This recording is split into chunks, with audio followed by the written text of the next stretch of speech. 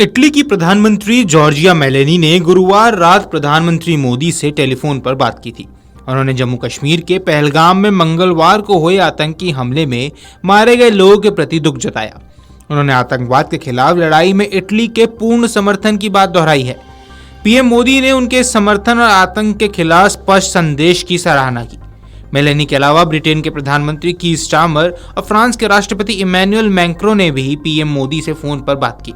आपको बता दें कि इटली की प्रधानमंत्री जॉर्जिया मेलोनी ने कश्मीर के पहलगाम में हुए घातक आतंकवादी हमले पर गहरा दुख व्यक्त किया, जिसमें 26 लोगों की मौत हो गई। मेलोनी ने प्रभावित परिवारों, घायलों और भारत सरकार के प्रति इटली की संवेदना व्यक्त की और भारतीय लोगों के साथ पूरी एकजुटता व्यक्त की। इटली की प्रधानमंत्री जॉर्जिया मेलोनी ने जम्मू कश्मीर के पहलगाम में हुए आतंकवादी हमले पर गहरा दुख व्यक्त किया, जिसमें कम से कम 26 लोगों की जान चली गई, जिनमें से ज्यादातर पर्यटक थे। सोशल मीडिया प्लेटफॉर्म एक्स पर मेलोनी ने कहा, भारत में आज हुए आतंकवादी हमले से बहुत दुख हुआ, जिसमें कई लोग हताहत हुए।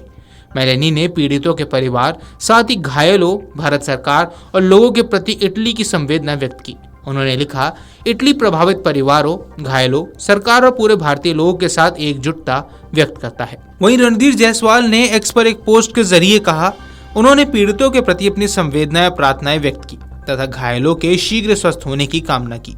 उन्होंने आतंकवाद के खिलाफ लड़ाई में इटली का पूरा समर्थन व्यक्त किया।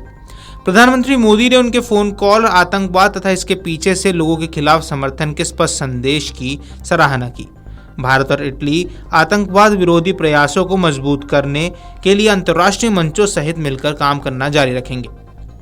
एमईए के प्रवक्ता रणधीर जायसवाल ने एक्स के जरिए जानकारी दी कि राष्ट्रपति मैक्रों ने जम्मू कश्मीर में हुए जघन्य आतंकवादी हमले में निर्दोष लोगों की क्रूर हत्या पर व्यक्तिगत तौर पर संवेदनाएं व्यक्त की हैं। उन्होंने बताया कि राष्ट्रपति ने हमले की कड़ी निंदा की और भारत के लोगों के साथ पूर्ण समर्थन और एकजुटता व्यक्त की। उन्होंने कहा कि इस तरह की बर्बरता पूरी तरह से अस्वीकार्य है।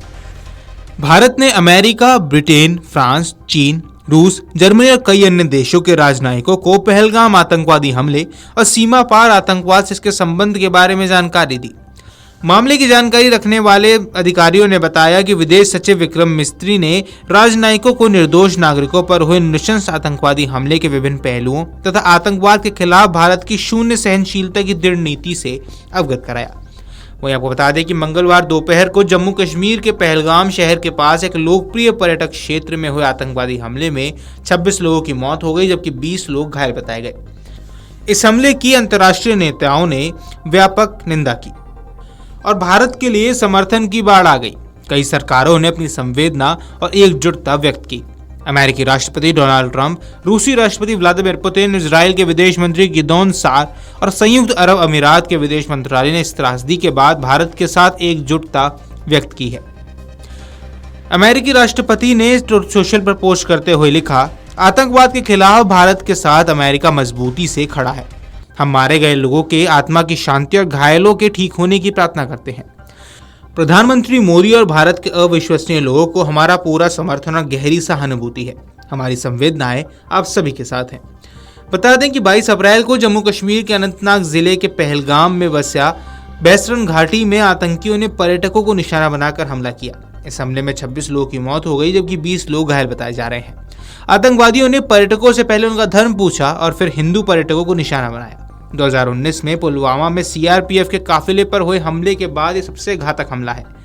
आतंकी AK-47 और M4 कार्बाइन से लैस थे और बॉडी कैम पहने हुए थे।